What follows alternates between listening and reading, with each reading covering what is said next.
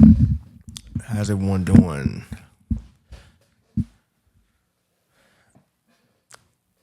Pray that you're doing well. Welcome to another episode of Honesty is the New Truth. Tonight, I'm gonna have some business talk tonight. I think that it's a lot of people that are choosing to leave their jobs or go into a new venture and start making money for themselves and their families and creating legacy for their families and having ownership, which is a good thing. I've been in business since 1997, 98, around that time. And I actually started with nothing, with no loans or business loans, credit, none of that. So I think I'm going to title this one, How Do You Start a Business with No Credit, No Money, No Collateral, No Help,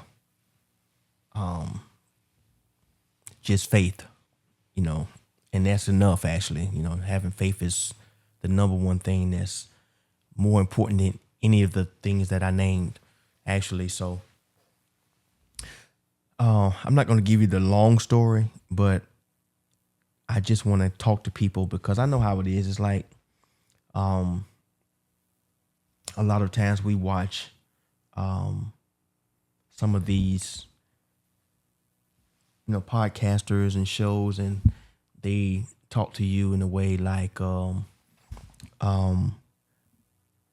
hey, if you got 10 grand or $20,000, you can do this, you can set your business up like this, or you can go to the bank and get $150,000. And I know that most of the time people are just working their job and they're living pretty much paycheck to paycheck, and they don't have the funding to do anything.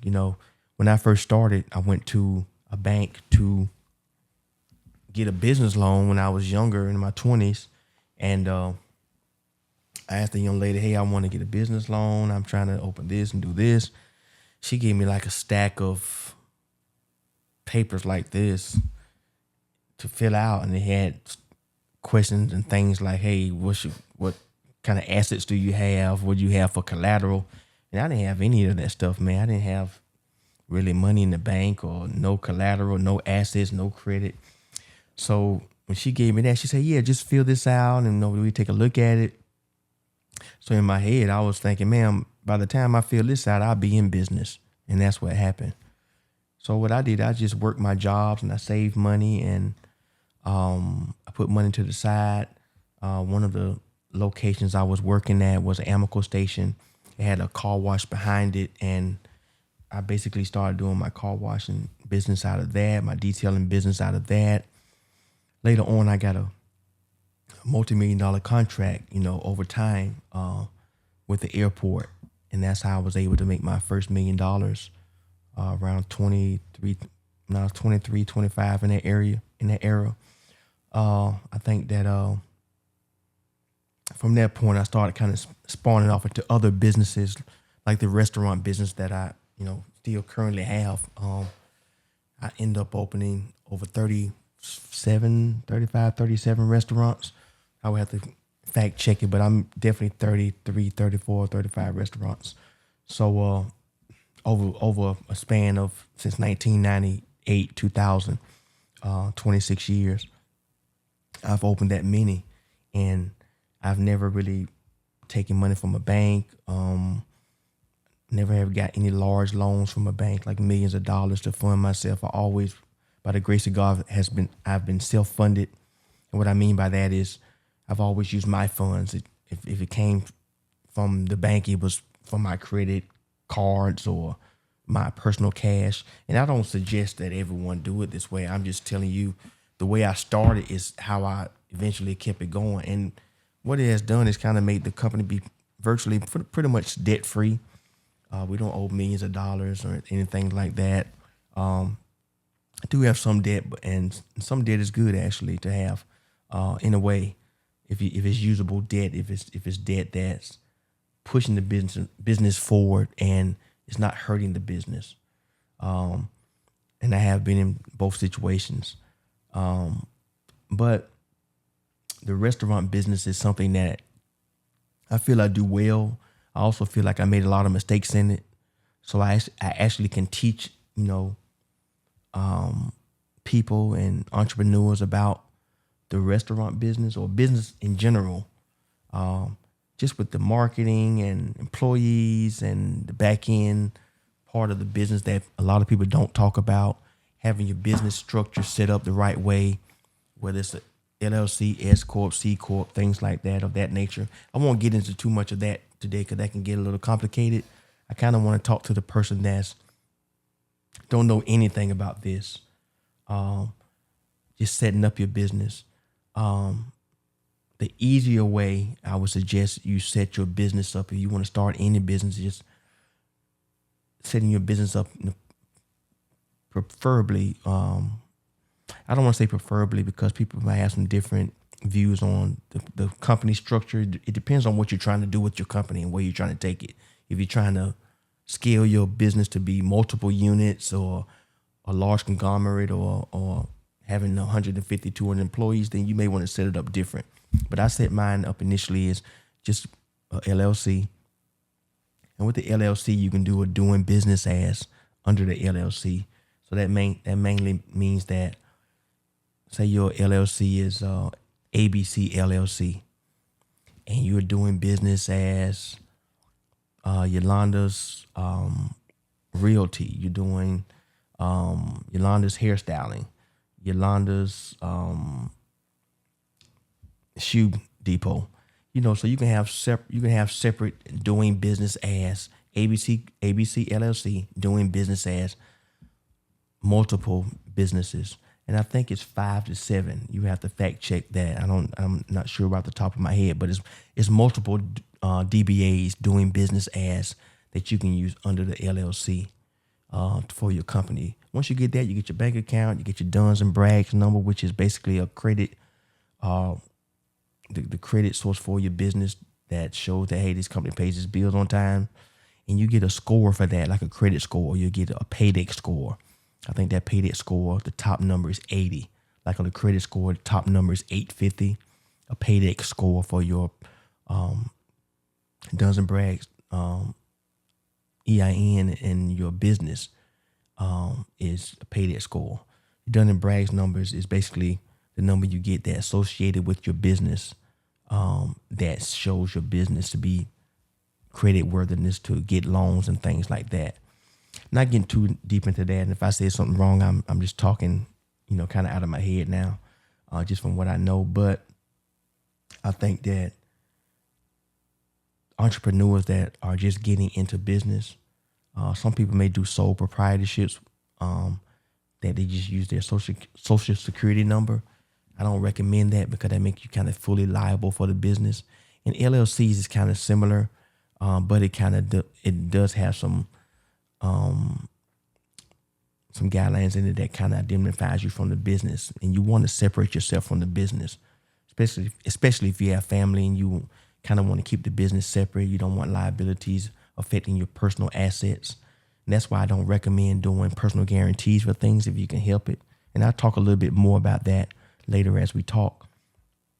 But once you get your business set up, you pick your business, and I suggest you go into a business that you know how to do yourself to get started. One time I opened I got involved with the trucking business, and I don't drive 18-wheelers. I don't have a CDL, or am I even interested in doing it? But someone said the trucking business is a good business, and I went into it and I lost money immediately. I mean, we didn't do well in it at all because I didn't know what I was doing. So it was a learning lesson for me that don't do anything that's going to possibly hurt your pockets or make it a drudgery. You don't want a business where it's not fun. You hate to do it. You don't want to do it. It's taking all of your time. And I've been in that situation a lot of times where the business takes up so much of your time that you don't want to do it anymore. You want to set business up to where it can't eventually run itself. You want it to be fully autonomous at some point, to where you have people working the business, you're not there. Or if you're online, where you can set the business up to where it's your boutique or whatever is set up, and you can just let it run, and it runs on its own. A friend of mine has a boutique business called Johanna Boutique, and great website. The website is set up, and I think that from looking at the website and looking at others that I know of, you want to make sure that the website is set up professional, and that when people go on it, they feel safe. You don't want to have a lot of small writing where they don't understand. You want everything to be kind of bold. The print is bold. Even when I do my flyers, I always make bold flyers, virtual flyers, where you can read it. Not a lot of writing, but just right to the point is what I recommend. And I know I'm kind of all over the place, because this business stuff, I can just talk about this stuff for hours. But I want to kind of appeal to the person that's either just starting to get in business, or is looking to be in business. And what I would recommend is something that you know how to do yourself. You don't have to depend on a lot of people to do it or help you. And something that you can afford out of your own pocket. Because if you don't have credit, or you don't have access to banks or funding, and you want to start this business, then look at what you can pull from your own, job. And you may have to get a second job or third job. Not that I did this as myself. Let these 2 jobs fund your business. Maybe you say 6 months, I'm gonna work 2 extra jobs or 1 extra job, and this money, everything I get from it, I'm gonna put to the side, and that's gonna be for my business. And when you get that business, before you get it, start looking for the client. Start looking for ways that you're going to attract your client. What do you have that's unique? If it's a cupcake business, then are they just cupcakes, or is it something special? A good friend of mine has Favor Desserts in Durham. My brother Kiwan Hester has Favor Desserts in Durham, and he's known for his cakes and cupcakes and desserts, and he has a whole business that's built around it. He has a lot of restaurants and things like that order from him. So he built this brand. He has a brand now that people respect. It's a consistent brand. The product is always good. I have a business called Wings and Turkey Barbecue. Wings and Turkey Barbecue.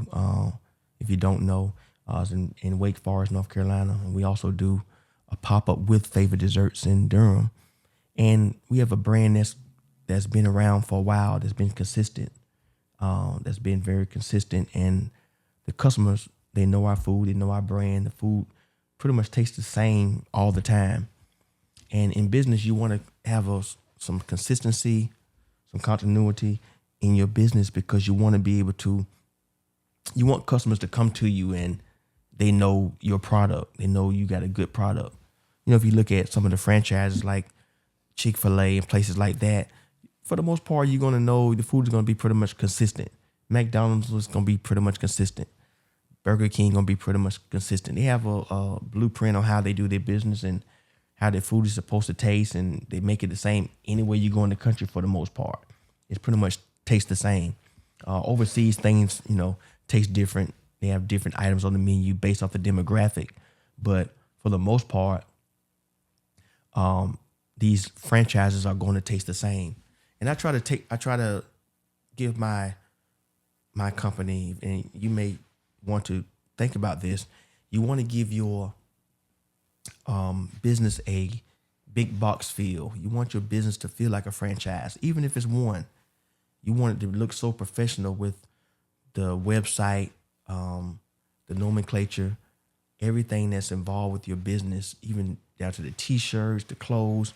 If you have more than one employee, y'all should have T-shirts that match, hats, or whatever.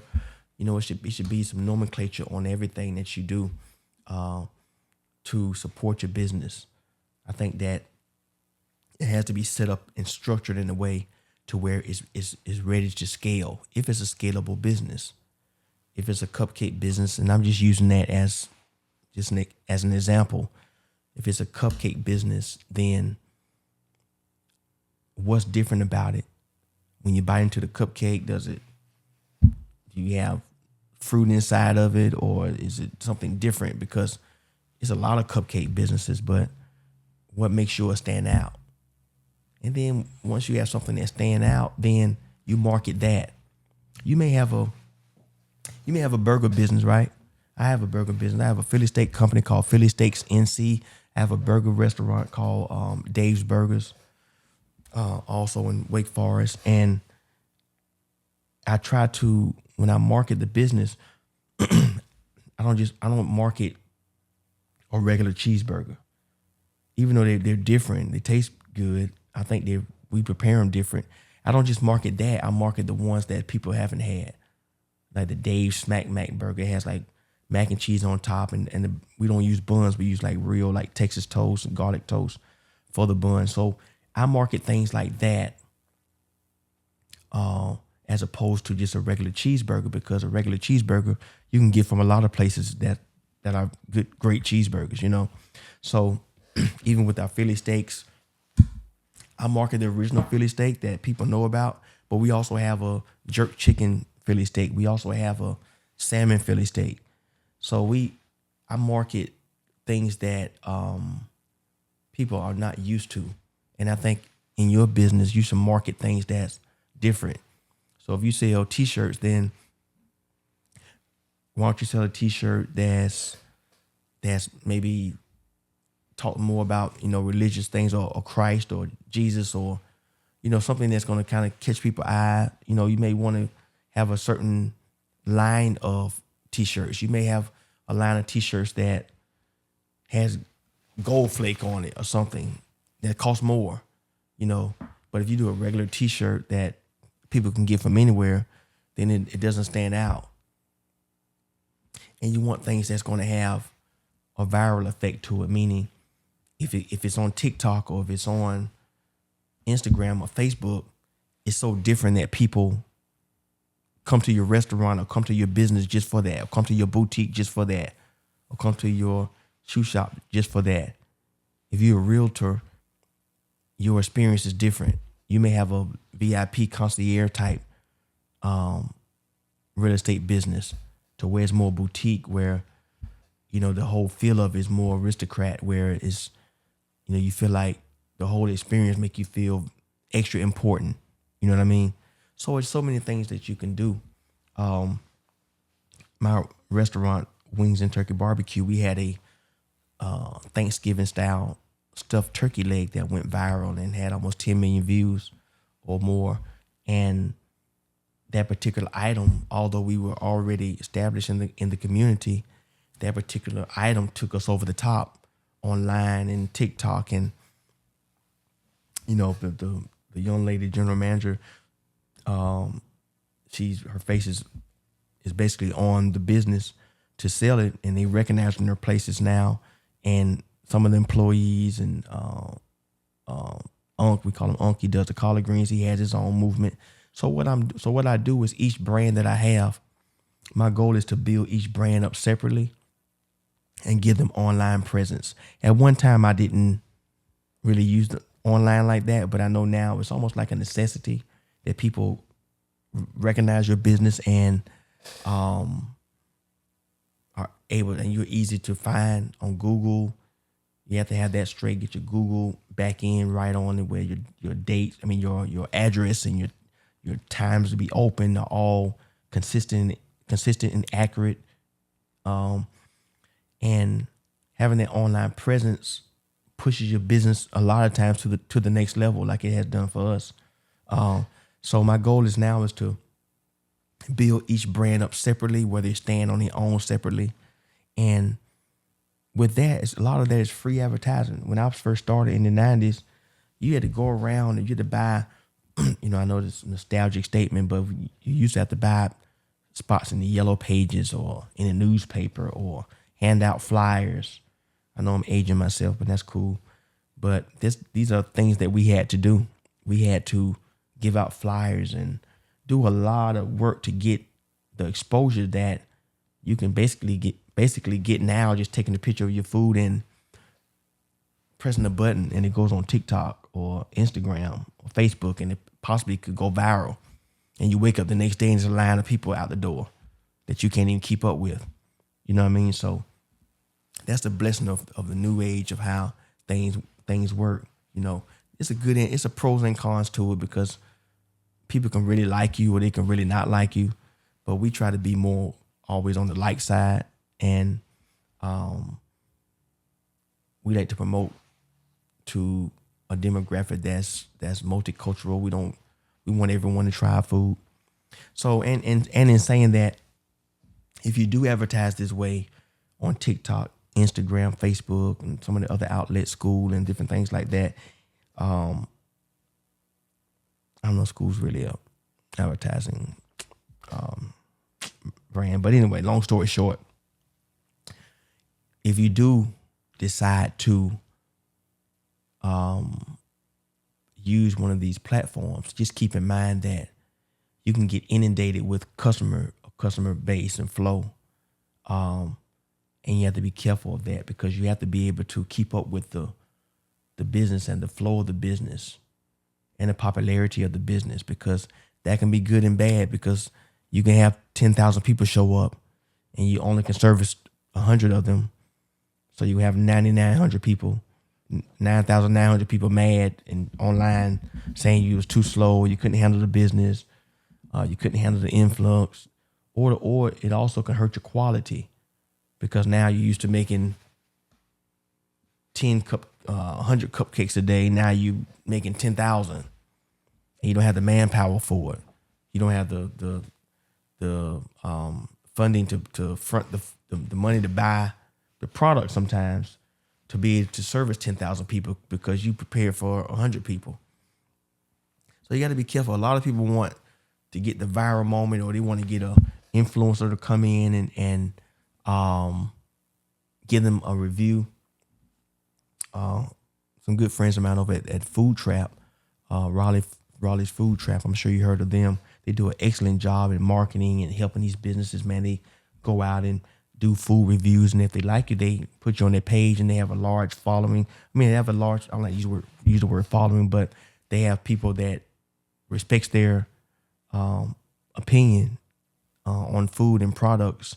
And they go out, Roger and his wife, Bree, they go out and they try food. They give a great review on it. And if they say, hey, it's good, guess what? People are coming. You know, they're lining up. But a lot of people want that and ask for that. But I've seen that a lot of people ask for it and they're not ready for it. And the Bible says, for unto whom much is given, much is required. So you have to be in position to handle, you know, your business going viral. If that's what you want. You have to be ready for that. To go back to when I started this conversation about not having the funding that you need, start from there.